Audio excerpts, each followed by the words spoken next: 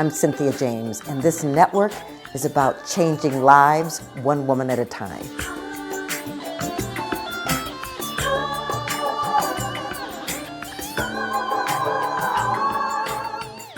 Hello and welcome to Women Awakening. I'm your host, Cynthia James.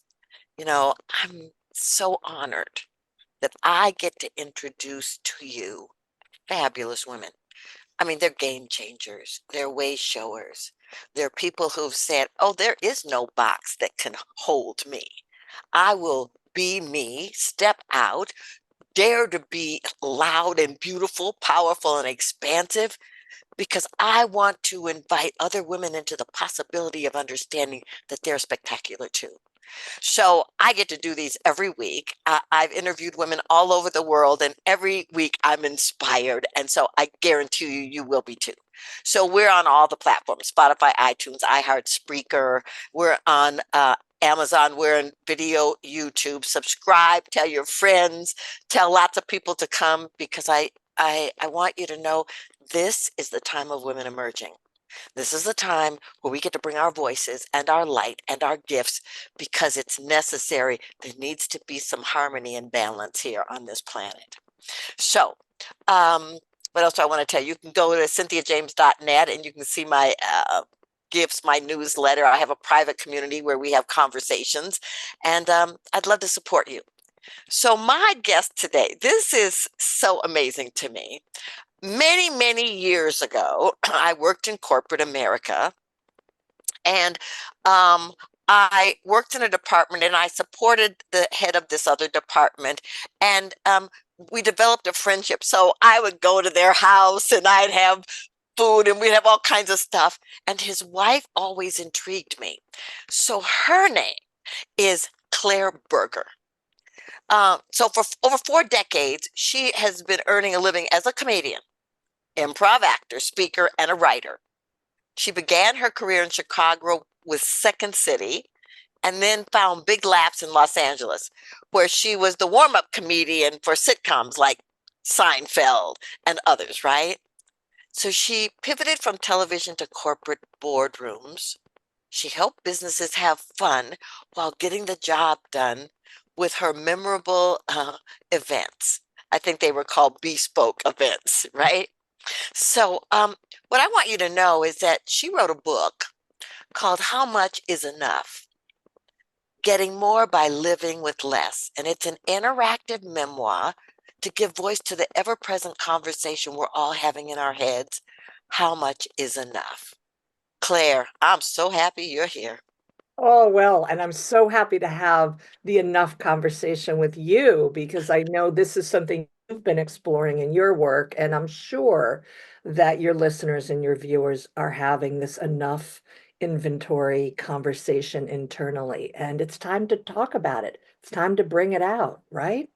Absolutely. It was so interesting because I was in Houston recently and I gave a talk on, what is enough. And I want to, before we take a deep dive into all of that, how did you grow up? Where did you grow up? Well, I was born in Chicago, greatest city to be from, I always say.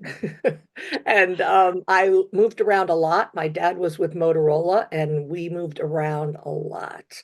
And I didn't enjoy it as a child, but I will tell you that it really absolutely made me who I am today, really taught me to hit the ground running. And that's come in handy throughout many chapters of my life. I graduated from college in Central Illinois at Illinois State University, where I met Steve, my now ex-husband, your coworker, and we started our life together in Chicago. That's where I launched my career as a comedian, both as a stand-up and with the Second City.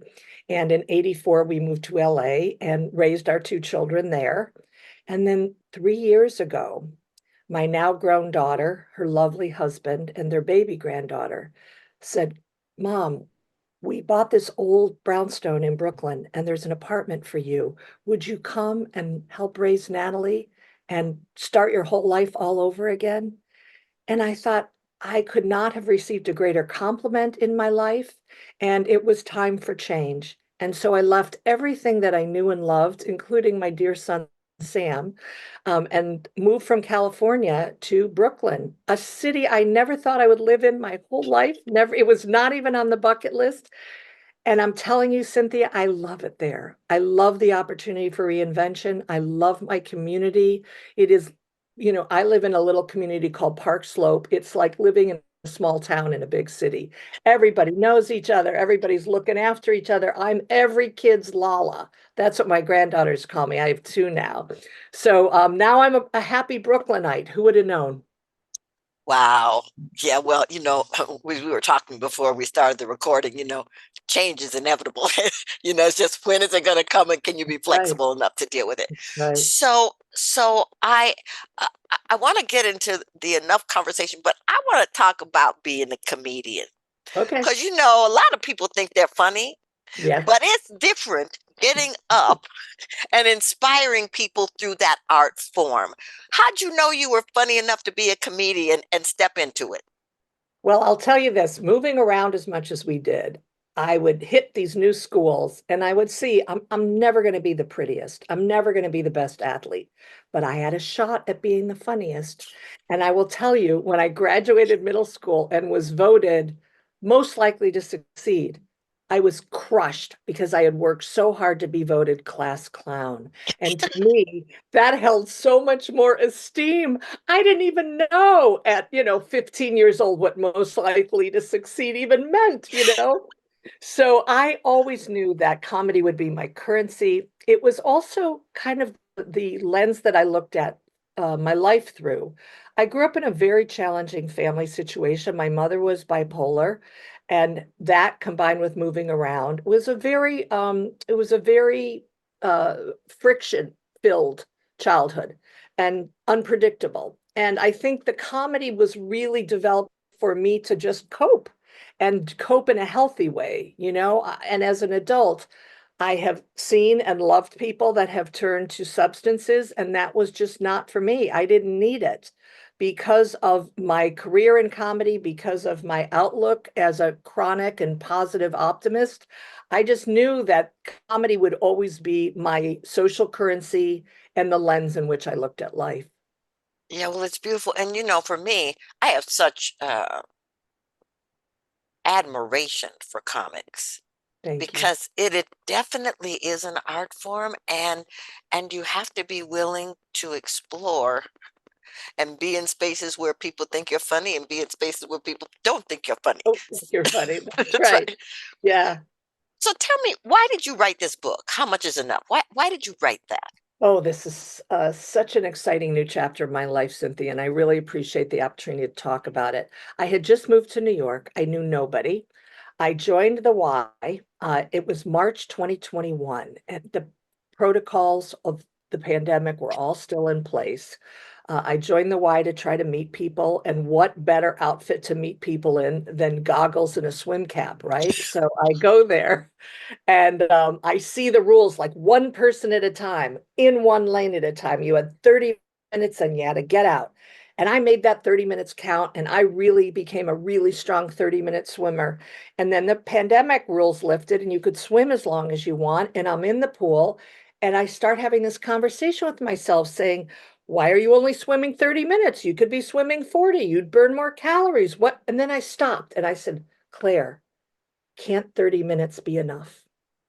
And then as I'm swimming the laps, I'm thinking about all the other topics that I am judging myself, sometimes punitively, around the concept of enough. And by the end of that swim, I was committed to really rethinking the concept of enough, not as a punitive internal conversation, but as a celebration of all that we have. Because, Cynthia, we all do have enough.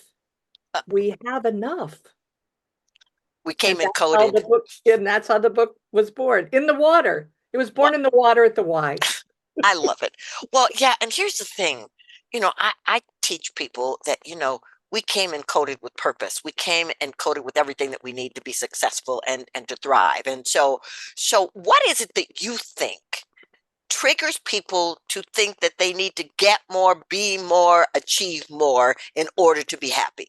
I mean, it's the media, let's be honest. It's the the I think false aspirations of social media that create this fake image of how people are supposed to age, earn, look, love, exist, and that's just not real, and it's never been real. The movies, the old-timey movies were not real. The magazine splashy layouts were never real. We are real, you and I, sitting here right now at this age and stage in life. I am 67 years old. I could not have written this book a minute younger. I really feel like what I bring to my exploration of enough. And by the way, this is an interactive memoir. This is not just my story. I tell some really, really personal truths in this book, but I also invite you to do the same because every chapter is filled with questions and writing prompts and opportunities for self-reflection. And so it's really a mashup of memoir and self-help. It's very unusual. It's hard to place in a bookstore. It's hard to tag with a genre, but I've always been hard to place. I've always been hard to tag. So it only makes sense that my book is as unique and unusual as I am. So I really believe in synchronicity. And I told you earlier, I'm going to send you my book. And I Yes. love the word interactive because mine is very similar. And people were like, well, what is it? Is it a memoir? Is it what is it? Is it the workbook? What is it? So here's the thing though. Way showers don't do it the way other people have done it. So No. of course you wouldn't do it the way that other people have done it. So tell me some things for yourself that really anchored you in understanding that you had enough.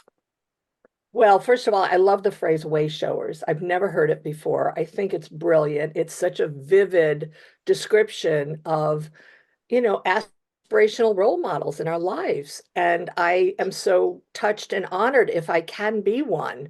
I certainly hope that I am to my children. And honestly, my children are one of the reasons that I wrote this book because I really wanted there to be a document where I tell my truths. And it is a bit of it is a truth-telling book. It's very true.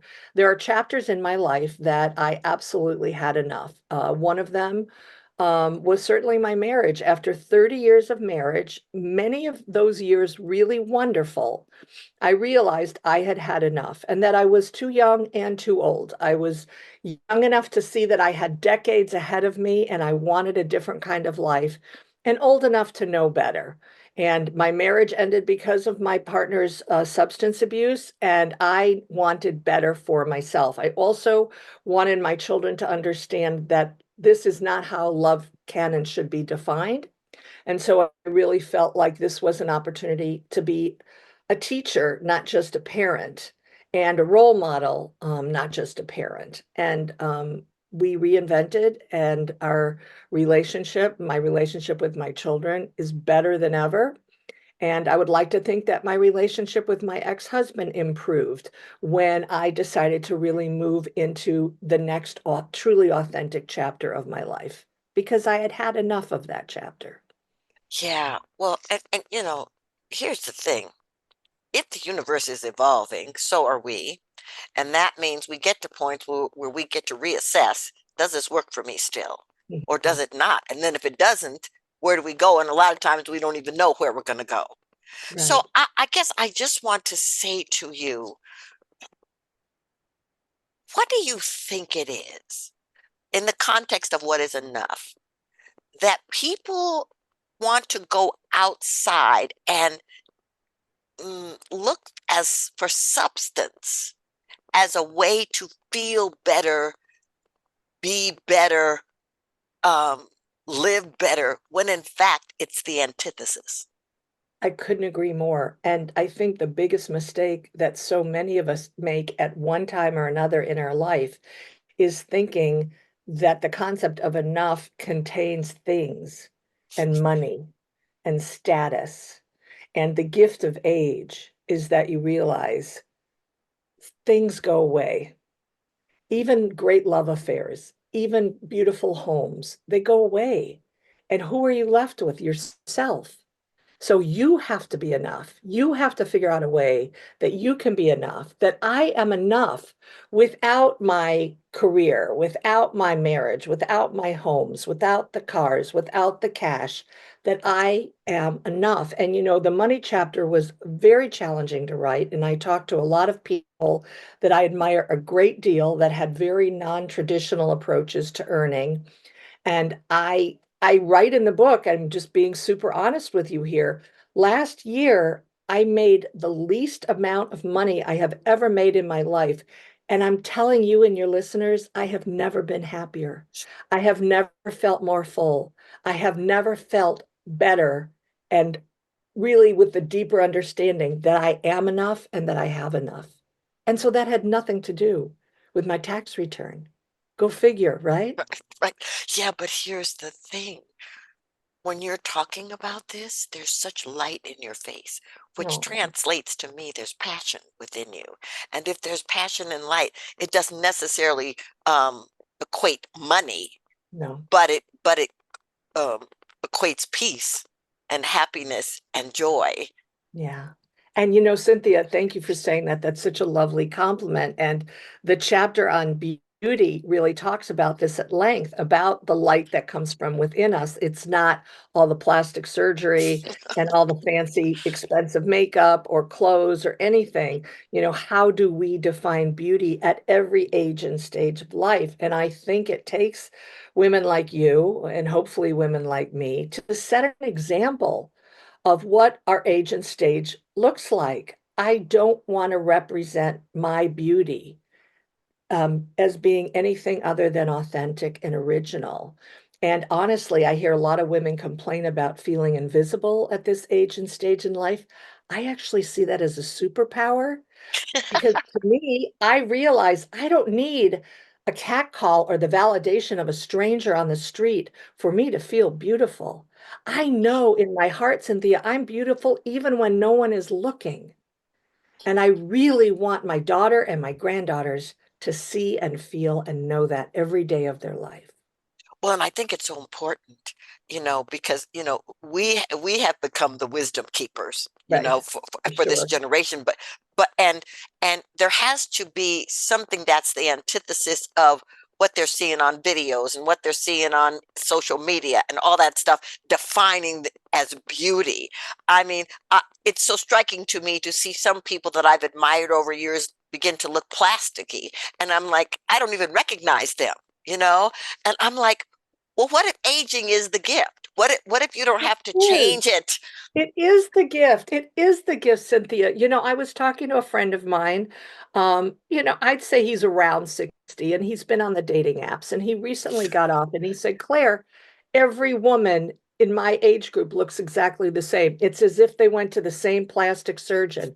How boring and uninteresting and unoriginal is that decision to look like everybody else when your essence is so uniquely you and beautiful and enough?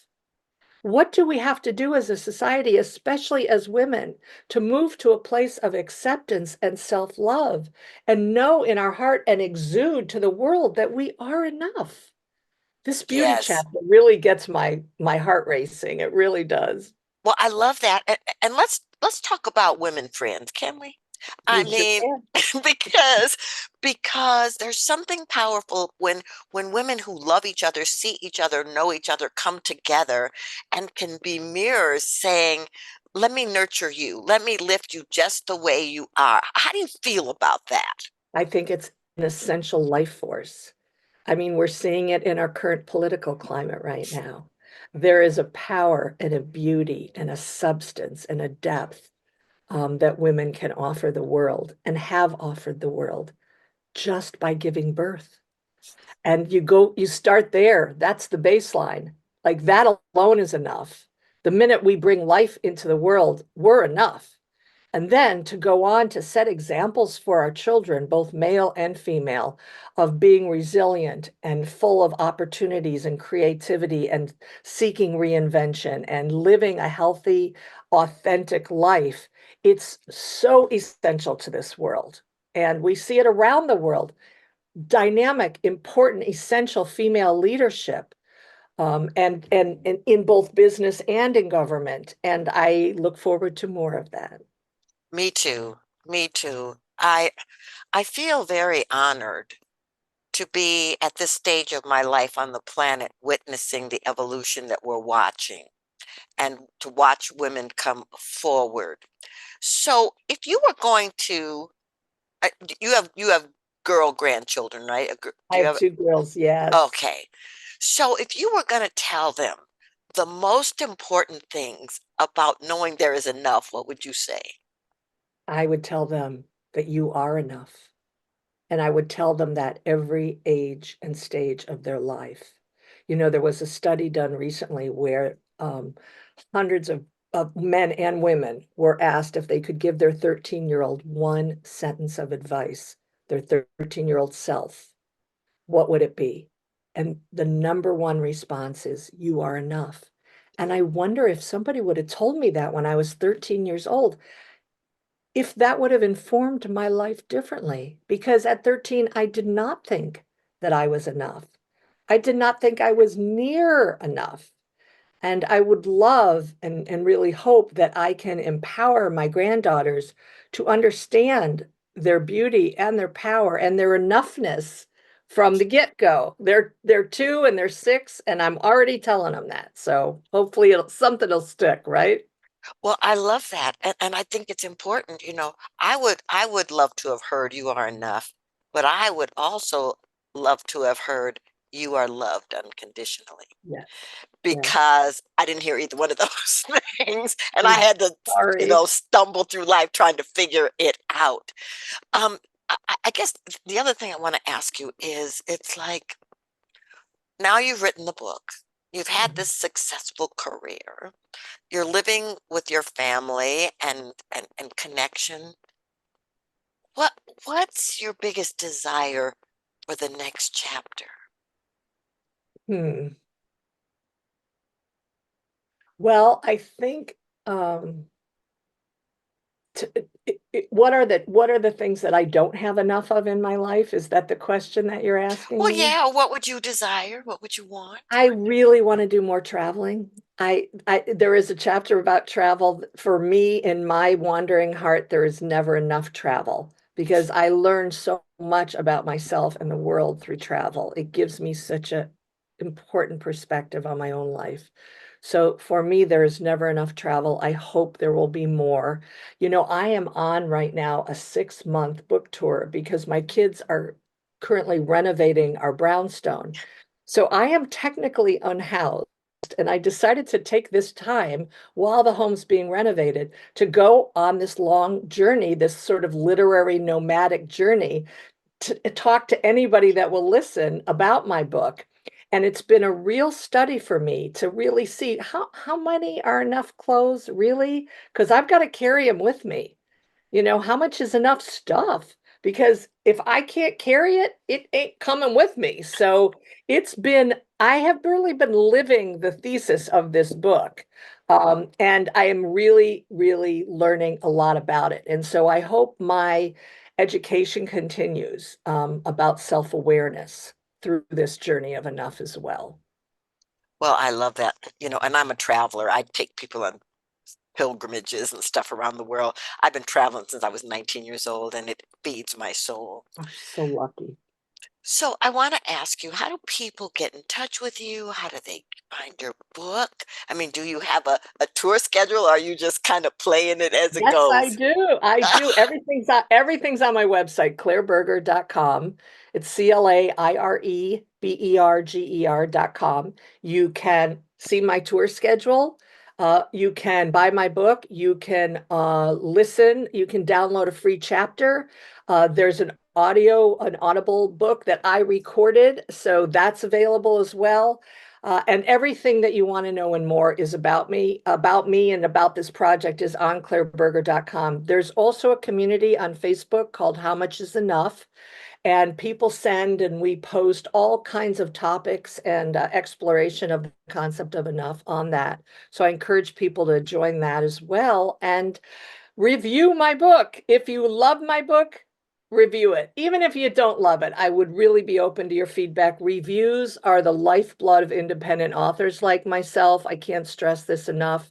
So any feedback that I can receive via a book review, either on Amazon or Audible or anything like that, is greatly, greatly appreciated. Okay, you heard it, people. I expect you to run, don't walk, to get Thank this you. book. Thank you. Okay, I ask the same last question of every guest. This show is called Woman Awakening. What do you think is the most important thing about women awakening at this moment on the planet? Oh my gosh, what a great question for this very moment. We have the opportunity to really take power. And I really feel the definition for me of women awakening is to assume power in this world. And it is my fervent daily moment to moment wish that that exact thing takes place in this country. Awesome.